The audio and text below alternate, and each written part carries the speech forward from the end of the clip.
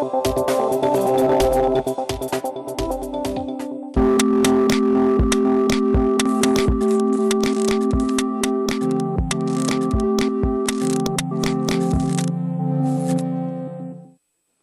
seja bem-vindo ao Saber Direito Debate. Hoje vamos falar sobre direito do trabalho e direitos fundamentais.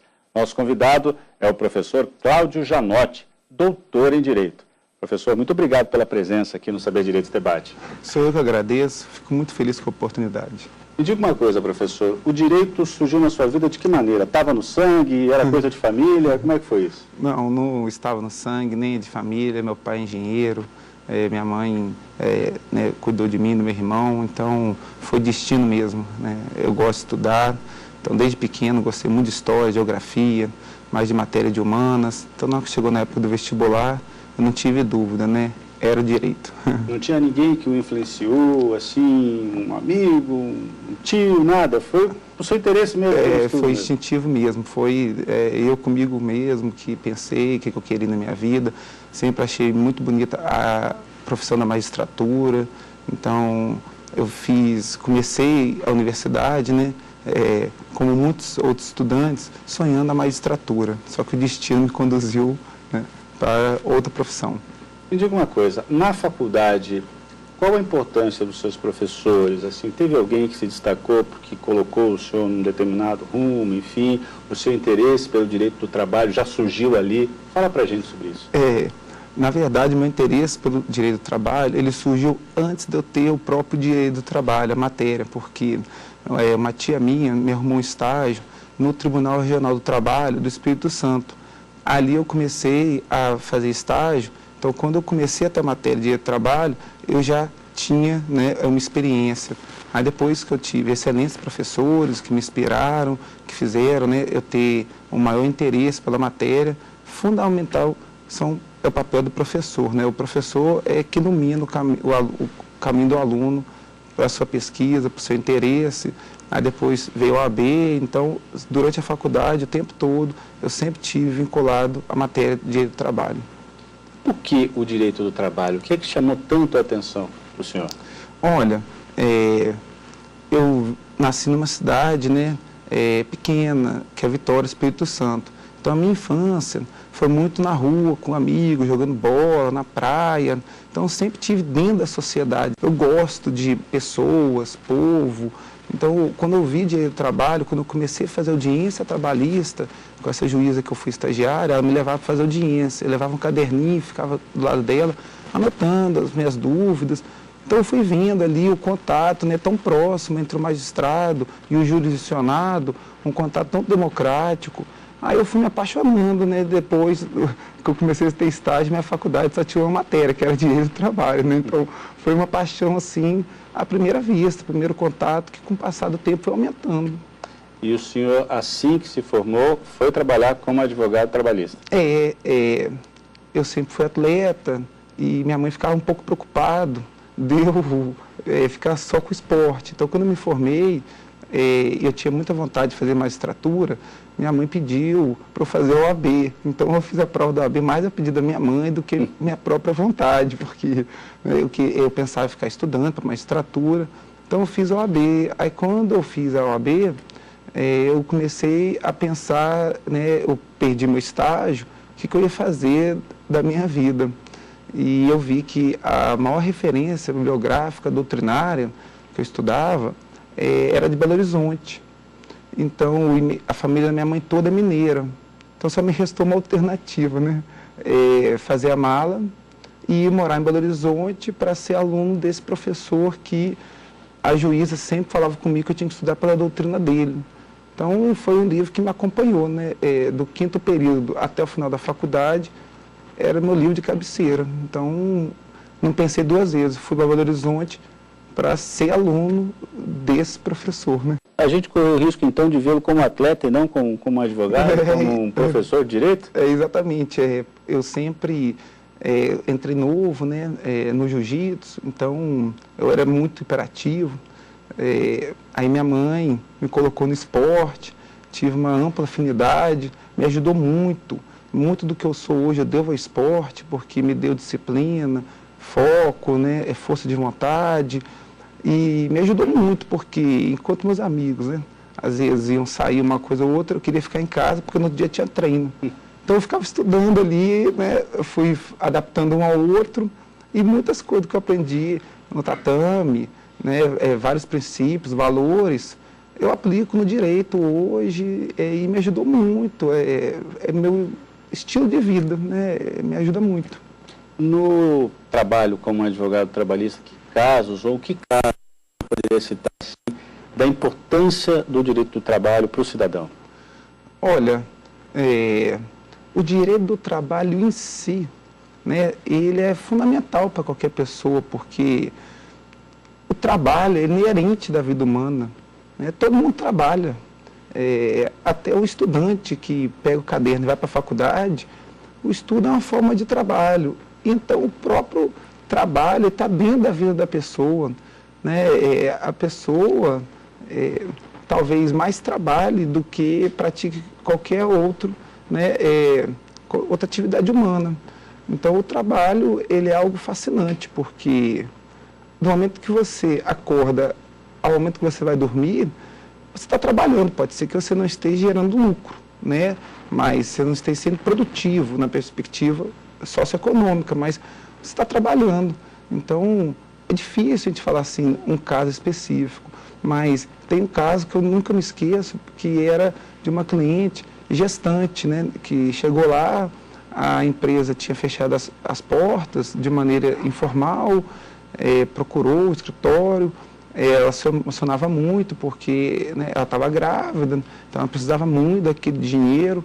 Nós tivemos que construir toda uma tese inovadora, porque ela não podia esperar, né, o tempo que um processo via de regra demora, 2 anos ali, trabalhista, ela precisava do dia para ontem. Então, nós demos sorte que o juiz acolheu nosso pedido liminar, e eu nunca me esqueço, quando eu fui no banco levantar o alvará para ela ficou muito emocionada, todo Natal ela entra em contato, manda um e-mail, então ela me conquistou. Foi uma causa bem marcante na minha vida, eu poder ajudar não somente a cliente, mas como filho dela. E aí o senhor foi se dedicar à carreira acadêmica. O que o senhor pode falar rapidamente para a gente encerrar o bloco? Isso. Assim que eu cheguei em Belo Horizonte, né, eu morei na casa de uma tia minha, de favor, e comecei a fazer uma pós-graduação. Aí uma professora que me deu aula, acho que ela gostou um pouco e me convidou para assistir às aulas dela na UFMG. Então eu fui para a UFMG, comecei a assistir a aula dela, só que o professor mesmo que eu, né, admirava, já estudava por ele era da PUC Minas. Então eu peguei, fui, né, para a PUC Minas, passei no mestrado, aí ainda muito novo ainda, por volta de 26, 27 anos, abri uma vaga lá, professor de Direito do Trabalho, participei lá da seleção, consegui, graças a Deus, sair, né, vitorioso ali, e comecei a dar aula muito novo. Aí já nunca mais parou, né? Já era mestrando, aí se tornou, né, um meu vício, porque hoje eu não me vejo fora de sala de aula. Aí em ato consecutivo, emendei mestrado, doutorado. Aí agora estou aqui em Brasília, né, muito feliz, acredito que no melhor momento da minha carreira, próximo de pessoas que eu admiro demais, que gostam muito de mim, então é isso. Tá certo, professor. Vamos ao nosso primeiro intervalo? Vamos, com o maior prazer. É a primeira parada aqui do Saber Direito Debate. Nós voltamos daqui a pouco. Até já.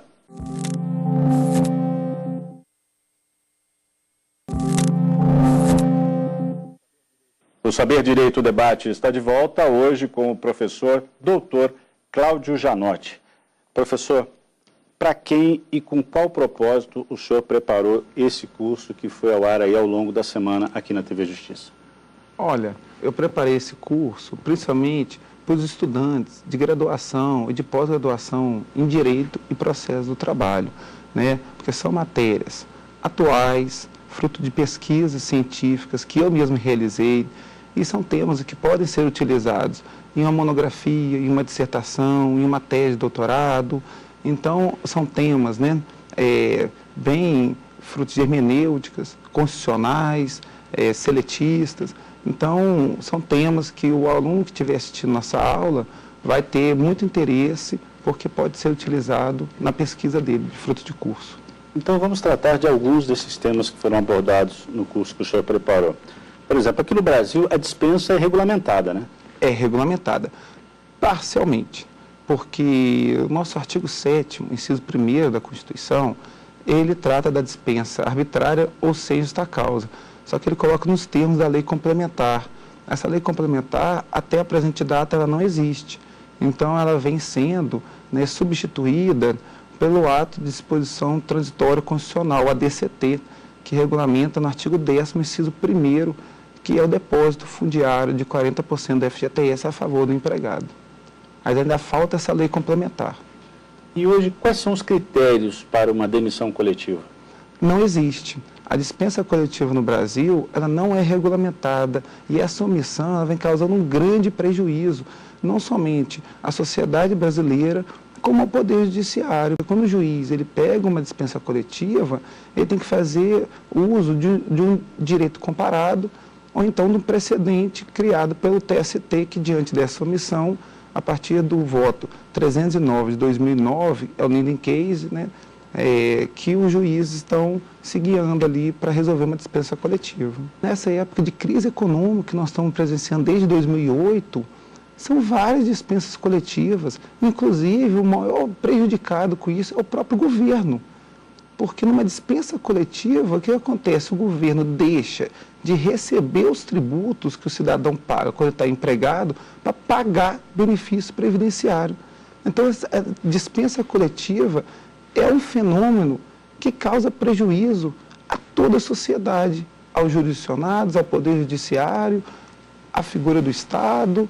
Então, é um tema super atual, só que o Brasil ainda, né, tem essa lacuna normativa. Já que o senhor está falando em prejuízos, vamos falar sobre fraudes trabalhistas. Quais são as mais comuns? Olha, uma das hipóteses mais comuns de fraude trabalhista hoje é a famosa pejotização, né? Que é quando o empregador determina que o empregado constitua uma pessoa jurídica para contratar o empregado ou então para o empregado continuar prestando serviço. Por quê? Porque a partir do momento que o empregado constitui uma pessoa jurídica para trabalhar, ele deixa de ter o elemento fático jurídico, trabalho prestado por pessoa física. Então, você afasta o vínculo empregatício e coloca uma pessoa jurídica. E, novamente, o Estado deixa de arrecadar tributo. Por quê? Porque um empregado, né, ele contribui com o imposto de renda, parcela previdenciária, o empregador tem que recolher o FGTS. Então, as fraudes trabalhistas, ela acarreta todo também esse prejuízo. O direito do trabalho, ele tem esse caráter, né, que é a inclusão social. Quanto mais gente tiver dentro do mercado de trabalho, todo mundo ganha, não somente o empregado. Ganha o empregador, que tem o maior controle sobre o empregado, e ganha o Estado no aspecto, né, tributário. Professor, defina para a gente meio ambiente de trabalho. O meio ambiente de trabalho é tudo aquilo que cerca o local de trabalho. Né? São tantas as matérias físicas que a gente vê, como o ar que o empregado respira, né? O ambiente do qual ele se relaciona com as pessoas. Então, o meio ambiente de trabalho é tudo aquilo que cerca o empregado e o empregador, né? É tudo que ambos possuem contato. Já entrando agora no campo das relações de trabalho, o senhor podia explicar para a gente a diferença entre assédio e dano? Sim. O dano é quando é uma conduta. Uma conduta, por si só, ela possui um nexo causal e acarreta prejuízo à pessoa. Né? Então, o dano, ele é instantâneo.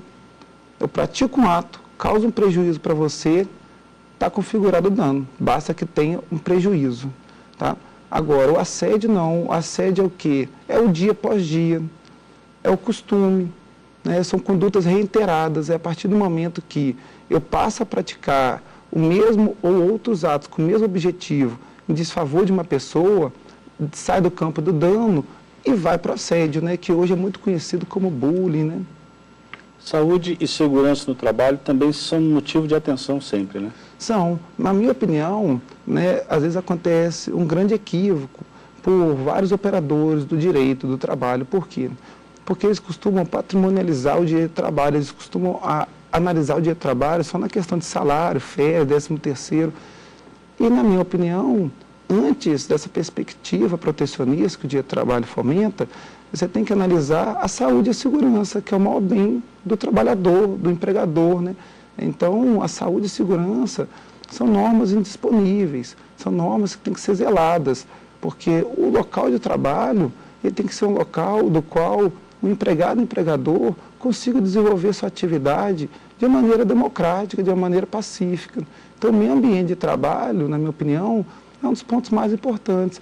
E foi justamente por isso que o direito do trabalho surgiu, né? No século XIX, no século XVIII, os trabalhadores, era muito comum as pessoas morrerem de acidente de trabalho, das péssimas condições. Os acidentes de trabalho mataram mais do que as 2 grandes guerras mundiais. Se a gente for analisar até hoje o número de acidentes de trabalho, chega a ser assustador. Então, o meio ambiente de trabalho, a questão de saúde e segurança, na minha opinião, ele antecede até mesmo a questão patrimonial, né? Porque patrimônio, questão financeira, depois você consegue restituir, reaver. Agora, a saúde é o maior bem do ser humano, né? E vem aí uma nova perspectiva, porque agora a saúde e segurança não é somente na questão física, né? É na questão mental, com essas doenças ocupacionais que vêm surgindo cada vez mais. Tá certo, professor. Vamos ao nosso segundo intervalo? Vamos. Perfeito. O Saber Direito Debate volta dentro de instantes. Não saia daí.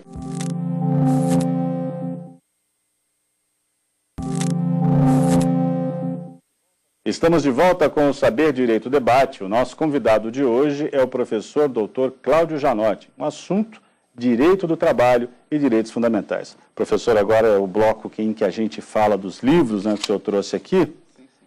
Aqui tem aí a obra do ministro, né, Maurício Godinho Delgado, Curso de Direito do Trabalho. O que o senhor pode falar sobre esse livro? Sim, eu posso garantir que esse livro é uma leitura obrigatória para todos os estudantes de Direito do Trabalho, seja de graduação, seja de pós, obra seja de mestrado. Maior referência nacional em Direito do Trabalho, inquestionavelmente, é esse livro. Esse livro é uma leitura obrigatória, né? Foi esse livro que foi o livro de cabeceira, né, que me conquistou para eu gostar de Direito do Trabalho, foi esse livro. Entre os temas importantes que são tratados aqui, que o senhor poderia destacar? Esse livro, ele é uma obra completa. Ele abrange tanto o direito do trabalho na perspectiva individual, como o direito do trabalho na perspectiva coletiva, porque o direito do trabalho ele se divide, né, nessas 2 perspectivas. Então, esse livro aí, ele é completo. Não tem como falar, né, um ponto forte. A grande característica do professor Maurício Godinho é que ele deu uma leitura humanística para o direito do trabalho, né? Então, ele foi um divisor de águas. O curso dele é uma leitura bastante, tendo como centro convergente o ser humano. O senhor trouxe também aqui um livro no qual o senhor participa também, né? Como aplicar a CLT à luz da Constituição? Alternativas para os que militam no foro trabalhista, assinado então por Márcio Túlio Viana e Cláudio Janotti da Rocha. O que nós podemos falar sobre esse livro, professor? Esse livro foi lançado em homenagem à professora Gabriela Neves Delgado, e esse livro ele conseguiu aglutinar os maiores nomes na atualidade no direito do trabalho brasileiro. Esse livro ele trata de diversos temas, né? Ele faz uma leitura histórica, uma leitura constitucional, depois trabalha a jornada de trabalho, trabalho da mulher, do menor, do preso, salário. Então, são temas voltados tanto para a graduação quanto para a pós-graduação.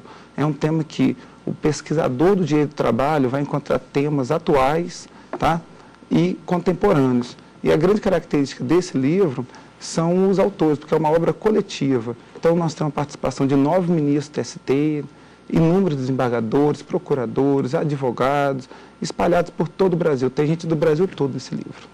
Temos aqui também Direito Constitucional do Trabalho, Princípios e Jurisdição Constitucional do TST. Vários autores aqui, né? Coordenadores, no caso. Gabriela Neves Delgado, José Roberto Freire Pimenta, Luiz Felipe Vieira de Melo Filho e Otton de Azevedo Lopes. Exato. Esse livro, ele é fruto de um convênio entre o TST e a Faculdade de Direito da UNB, que constituíram o curso, né, de especialização, uma pós-graduação lato sensu, direcionada especificamente para os servidores dos gabinetes do TST. É um livro que faz uma leitura muito atualizada de direito do trabalho, que é o direito do trabalho constitucionalizado, né? Hoje a Constituição, ela é a principal lente corretiva para qualquer matéria. É impossível você estudar qualquer matéria infraconstitucional sem ser a partir da Constituição. Então, essa obra, ela faz uma leitura do direito do trabalho a partir da Constituição.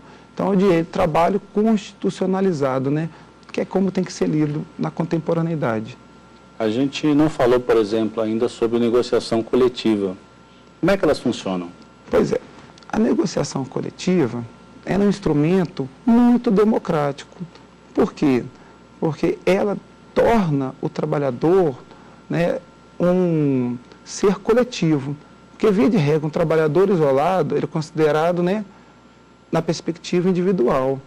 Então, a negociação coletiva, ela sendo fruto da participação do sindicato, os sindicatos trabalhadores têm que estar presentes, torna o trabalhador coletivo. E a negociação coletiva ela é um gênero formado por duas espécies, acordo e convenção. O acordo é quando é uma empresa e o sindicato dos trabalhadores, e a convenção é quando é sindicato dos trabalhadores e o sindicato dos empregadores. Então, a partir desse momento, eles possuem a legitimidade prevista na Constituição e na CLT de criar normas. Criar normas para quem? Para quem estão substituindo. Então, a negociação coletiva é uma possibilidade dos próprios sujeitos elaborarem as normas que vão regulamentar o contrato de trabalho. Mas direitos trabalhistas podem ser negociados nessas tratativas, professor? Devem ser negociados. Por quê? Porque o sindicato, ele conhece mais a realidade da empresa e do empregador e dos trabalhadores, principalmente os anseios, as necessidades que eles têm, do que o Poder Legislativo, com a devida vênia. O Poder Legislativo, quando ele faz uma lei, é uma lei geral, abstrata e impessoal, serve para todo mundo. A negociação coletiva, ela vem e faz o que ela faz, ela cria uma adaptação para aquela situação, para os trabalhadores daquela empresa. Então, a negociação coletiva está mais próxima do jurisdicionado do que a lei. E a negociação coletiva ela não pode diminuir os direitos trabalhistas. Então, a negociação coletiva ela é sempre benéfica para o trabalhador, porque o sindicato ele não pode negociar aquém da lei, abaixo da lei. O limite é a lei. Então, a negociação coletiva pressupõe isso que é uma melhoria na condição socioeconômica, no meio ambiente de trabalho, né? Você pode conseguir negociar ali condições de trabalho, de saúde e segurança, que são muito mais próximas do que uma lei que regulamenta o tema. Para encerrar mesmo, professor, direitos trabalhistas são direitos fundamentais, sim ou não? Sim, com certeza. Tá certo, professor. Muito obrigado pela sua participação aqui no Saber Direito Debate. Foi muito esclarecedor esse papo com o senhor. Muito obrigado. Forte abraço. É isso aí, o Saber Direito Debate fica por aqui, mas você pode rever esta edição na internet. Acesse tvjustiça.jus.br. Edições anteriores também estão disponíveis por lá. Perguntas e sugestões podem ser enviadas para o nosso e-mail, saberdireito@stf.jus.br. Muito obrigado pela companhia. Até semana que vem.